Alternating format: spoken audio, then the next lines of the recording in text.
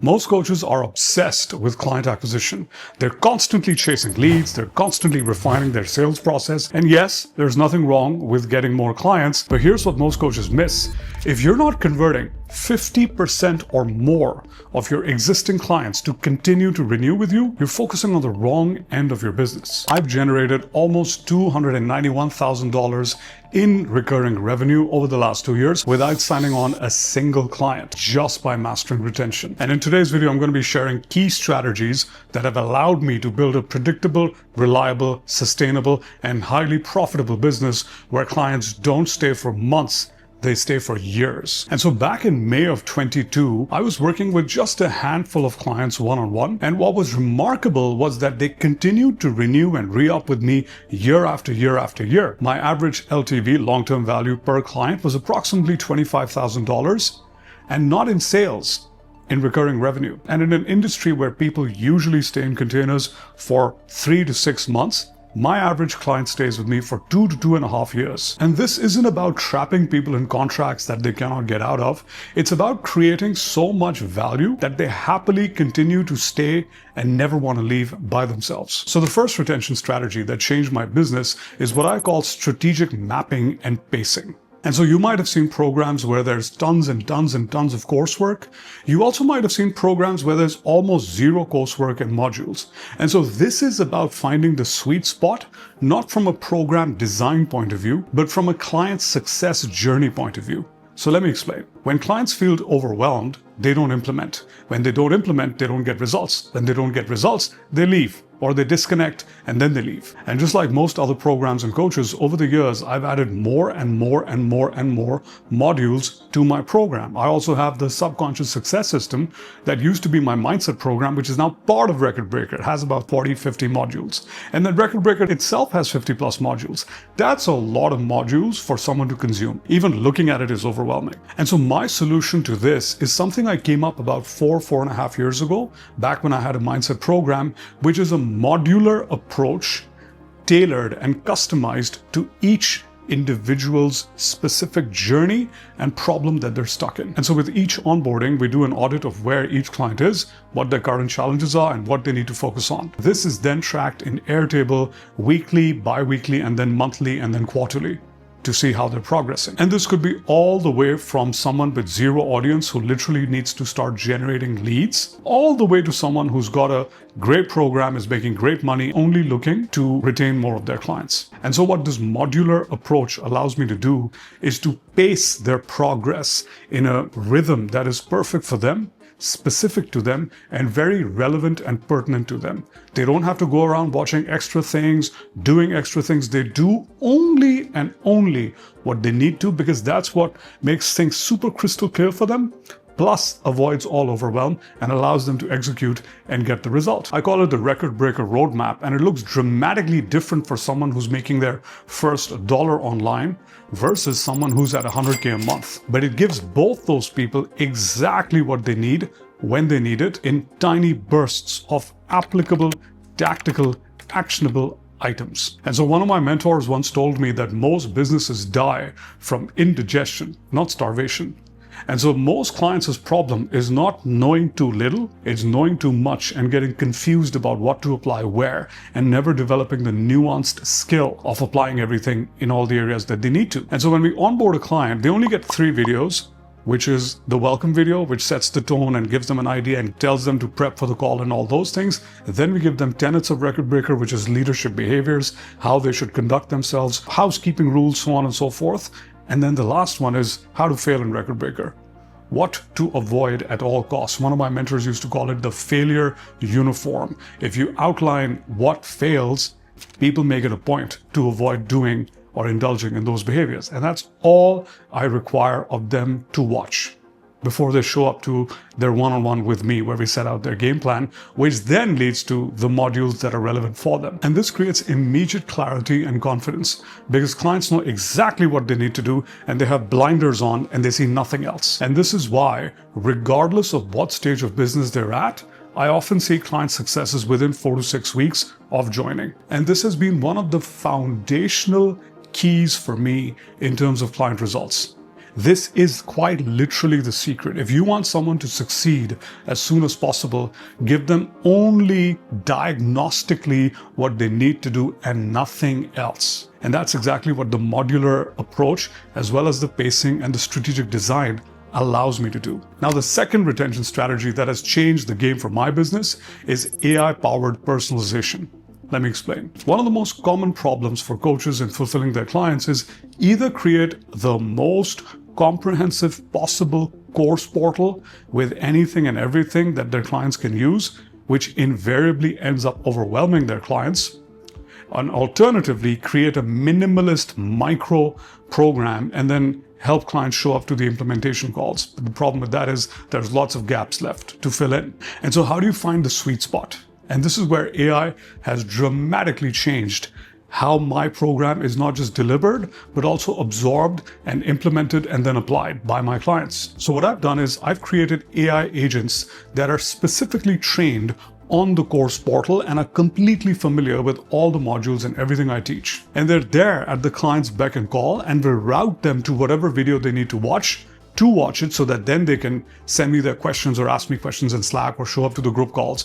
Now, this avoids the overwhelm of looking at the entire course portal. This also immediately answers any micro, tiny, tactical implementation strategic questions they might have. And so the agents are based off a function. For example, there's one for offers, there's one for reviewing content. Basically, every area has one or more agents within it. And then we have a master agent that sort of looks after the entire program, routes people left, right, and center, and also routes people to other agents that they can then use, which is like a second set of eyes or a second brain of mine for them to use. And so not only do we avoid the overwhelm problem of giving too much to do, we also avoid the gaps left in between by giving them whatever answers they need, whenever they need them, as frequently as they need them, through the use of agents. And so, for example, if a client is struggling with messaging, they don't need to go looking in the course portal to find where it is. They can just ask the agent. It'll route them to the module or the worksheet, the cheat sheet, the templates, and the frameworks. And then the agent will also route them to a messaging agent specifically designed to develop messaging for them. They don't need to wait for the group calls to ask me. They don't need to wait for the one-on-ones to ask me. And when they do show up to the call or in Slack, we're now building on top of what they've already learned from the agent, from the modules, from the course portal. And so it is an incredibly drastic reduction in the time it takes for someone to learn something and then apply it. And what this in turn does is it creates a highly personalized experience for every client, having me available on their beck and call 24/7 to answer their questions and guide them on their journey. But the AI doesn't just help my clients. It helps me identify what the vast majority of clients are facing challenges in as a pattern, which then allows me to proactively address those issues by creating more either coursework or doing masterclasses or doing workshops to help them get rid of that problem or address that problem at a deeper level on a massive scale. So everyone feels fulfilled. And this is by far one of the best hacks to avoid churn. Now, besides this, I use regular metrics to make sure to check in with all the clients. The agents use that. They get Slack messages. My team has a log of the number of people who've been showing up to calls. If a regular member has not shown up to calls in over a week, I usually reach out to them and like, hey, what's up? Are you okay? Just haven't seen you around lately. Because I believe in reaching out proactively rather than waiting for them to disappear. And what I've seen is the only two times that people disappear. One is when life happens, so they're traveling or there's been an emergency and they need to lead. And usually in those situations, they inform us first. The other is dangerous. The other is when they're confused or they've used a weekend to try and binge watch the course portal and now they're even more overwhelmed and now they're disappearing. They're doing what I call quiet quitting. And that's why it's so important to reach out to people proactively to get a temperature check on the person. And about a year ago, I rebuilt my entire program from scratch, making it AI first. And it's probably been one of the smartest decisions I've made so far. And I've made very few.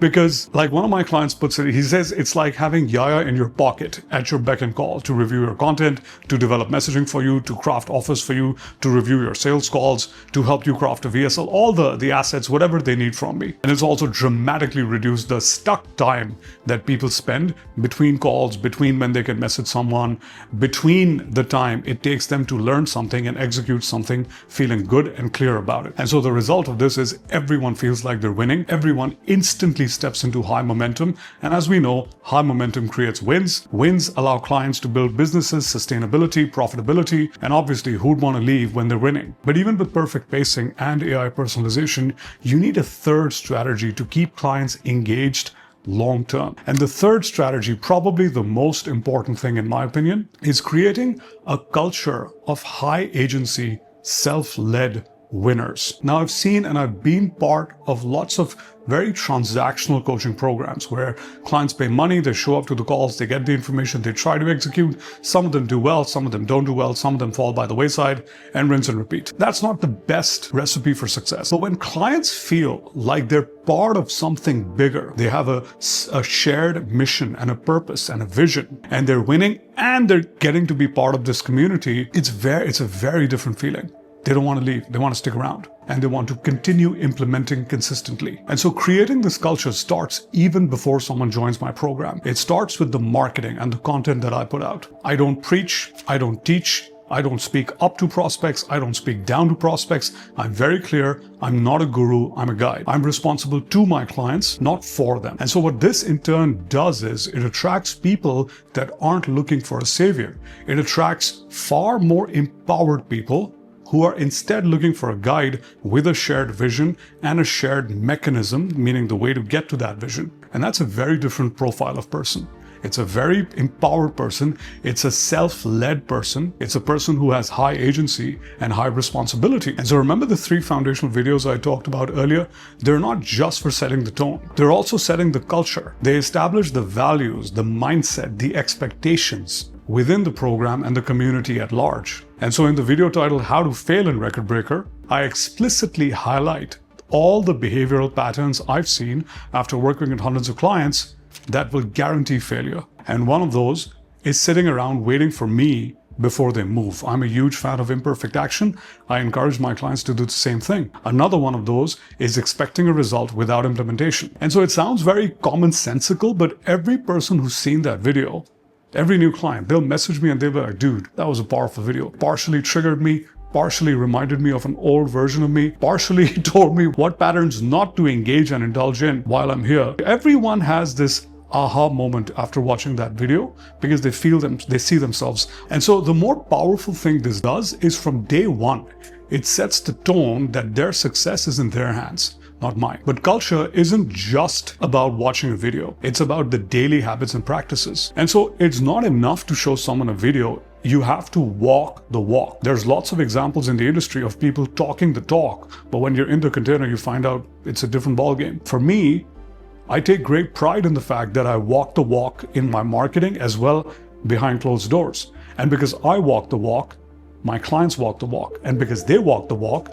every new person who enters the program also immediately falls in line. Incredible winner culture. Everyone celebrates, everyone allows themselves, which is again one of my problems, to receive love and congratulations from other people. I have a hard time receiving compliments. And so it is culture within our group to provide support, to help each other, to celebrate each other. And that is very intentional. I've intentionally designed this community to feel like family for people. And most importantly, I never position myself as the hero in my clients' stories. And so when they ask me questions, I have no problem giving very tactical answers like go do this, then do this, then do this. But I always ask them, what do you feel intuitively called to do? What does your experience tell you to do? And I'm very open to that. It's like I've seen environments where it's like the coach is the boss, everyone else is mute, only the coach. In fact, I was taught that, but I don't do that. I have a relatively open culture because I treat people like equals. They might be my clients, they might be paying money to learn a skill set for me, but they're remarkable, incredible, amazing human beings. And I make sure they're aware of that. So this further reinforces the fact that they are responsible for their success. So what's the result of this? A self-sustaining community where clients share with each other, they care with each other, personal relationships are formed, business transactions are had, and people stay motivated even when the most predictable thing on the planet happens, which is when life happens. Because life happens to all of us. And so this culture of self-led individuals is not random. It's very intentionally designed and reinforced both on my part as well as everyone else's part to continue the upward trend. But culture isn't enough. You need a fourth thing to ensure that clients have something to look forward to again and again, because we are talking about retention. And so the fourth retention strategy combines two very powerful and potent approaches: continuous value evolution and strategic reactivation. And this is about continuing to make your program more and more valuable every single month, every single quarter, and continuing to get older clients to continue joining you. Those who've left, getting them back as well. Now, again, in the industry, I've seen the same problem. Maybe the coach lost interest and now they're just milking the program. The program is stale, used to work 3 years ago, doesn't work anymore. They've also written off clients who left as, all right, these people are gone and dead to me. お前はもう死んでいる。 I solved both problems in one go. And so first, I continuously amplify and increase the value every single client gets. Because every quarter, I release high value additions to the program. Another thing I do is I make renewal very easy and frictionless. Now, you might be a coach who's had renewals with their coach. You might be a coach who's had renewals with their clients. Most people have a very high stress, scared conversation because most people anticipate that the person's not going to renew. Most of the time, most of the coaches are hoping the person renews, secretly hoping, but they don't want to say it, and the client is feeling weird because they have this relationship. I've essentially circumvented all of that. And so one of the best things I did for this is weekly pricing option, to make it just ridiculously easy for the person to pay bite-sized chunks. This is not a subscription, meaning they cannot cancel. It's a payment plan to facilitate and make life easy for the person. The other thing, of course, is I let them upgrade to a pay in full option, which gives them a further discount. Then I offer legacy pricing that locks in the price at which they joined. And last, but definitely not least, I do not approach renewals from an energy of, I hope they stay. I stopped doing that a long time ago. I was good at it. I could talk people into staying, but I felt weird. I felt icky. And this is an important rule for me because I teach my clients the same thing. If you start doing deals behind closed doors, all it takes is two clients to speak to each other and for the truth to come out and come and bite you in the ass. And that's why I have veered very far from, doing all those weird things that people do. My thing is transparency, and so if there's an offer, it's available to everyone. If someone's legacy price, it's known that they're legacy because they joined at whatever price. Now, if you're still watching, you clearly understand that retention is not about hanging on to people for dear life. It's about building a sustainable, predictable, reliable, and ultimately a more profitable business that takes less time because you already know these people. You're ready to shift your focus from the constant chase of acquisition to the strategic mastery of retention. So let's quickly recap the strategies that have allowed me to make about $291,000 over the last 2 years without signing anyone on, purely in MRR. First thing, strategic mapping and pacing. Guide clients through a clear journey based on their specific challenges, situation, highly customized to everything that they need at the right time. Second thing, AI-powered personalization. Use AI to create a highly detailed, specific, both strategic and tactical plan that allows clients to get real-time, high-quality feedback. Third thing, create a culture of self-led success. Build a community where clients take ownership of the results. Fourth thing, continuous value evolution and reactivation. Regularly evolve and keep adding new value to the program while re-inviting older clients back. And so here's what I want you to do.